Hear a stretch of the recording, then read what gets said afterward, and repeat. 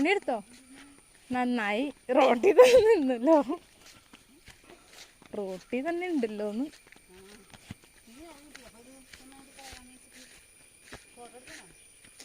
ഇത് കുറച്ചു നേരം ഫ്രിഡ്ജിലേക്കൊന്നും വെക്കാമോ പറയുന്നത്. വെറുതെ രസം. സർപ്രൈസ് സർപ്രൈസ് സർപ്രൈസ് കൊടുക്ക്. Happy birthday. ഇനി ഒരു കാര്യം കൂടി ഉണ്ട്. ഇതാരെന്താ പറയ്.